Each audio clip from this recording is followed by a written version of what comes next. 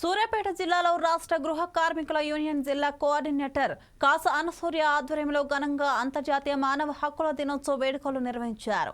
గృహ కార్మికులకు సమగ్ర చట్టాలు అమలు చేయాలని అనసూయ డిమాండ్ చేశారు. జిల్లా కేంద్రంలో ప్రపంచ మానవ హక్కుల దినోత్సవం సందర్భంగా యజమానుల గృహాలను పని ప్రదేశాలుగా గుర్తించాలని, కనీస వేతనాలు అమలు చేయాలని కోరారు. గృహ కార్మికులుగా పనిచేస్తున్న వర్కర్లకు ఇందిరమ్మ ఇల్లు నిర్మించి పిల్లలకు స్కాలర్షిప్ మంజూరు చేయాలని ప్రభుత్వానికి విజ్ఞప్తి చేశారు. ప్రపంచ మానవ హక్కుల దినోత్సవం సందర్భంగా గృహ కార్మికుల యూనియన్ తెలంగాణ స్టేట్ సూర్యాపేట పట్టణంలోని గృహ కార్మికులు వారి యొక్క హక్కులను కాపాడుకోవడం కోసం ప్రెస్ మీట్ను ఏర్పాటు చేయడం జరిగింది.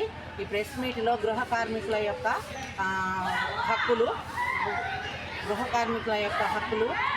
వాళ్ళకి ఈఎస్ఐ కార్డు కావాలి, పిఎఫ్ కావాలి, వాళ్ళ కనీస వేతనాలు అమలు చేయాలని ప్రభుత్వాన్ని కోరుచున్నారు.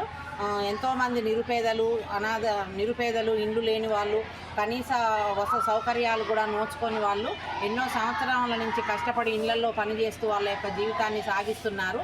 ఈ మానవ హక్కుల దినోత్సవం సందర్భంగా వాళ్ళ యొక్క హక్కులను కాపాడాలని, వాళ్ళని కూడా కార్మికుల్లాగా గుర్తించాలని, కార్మికుల్లాగా చూడాలని, వాళ్ళ కనీస అవసరాలను తీర్చాలని, ఇందిరమ్మ ఇండ్ల కింద వాళ్ళకి ఇండ్లు లేని గృహ కార్మికులను ఇండ్లను అమలు చేయాలని, వాళ్లకు కొంతమందికైనా ఇండ్లు అలాట్ చేయాలని వాళ్ళు ప్రభుత్వాన్ని కోరుచున్నారు.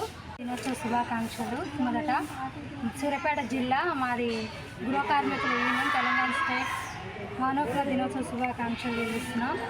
ఎందుకంటే స్త్రీలకి అయినా ప్రతి ఒక్కరికి, పేదవాళ్ళకైనా ఎవరికైనా మానవ హక్కుల దినోత్సవం సాధించుకోవడానికి ఇస్తున్నందుకు వందనాలు.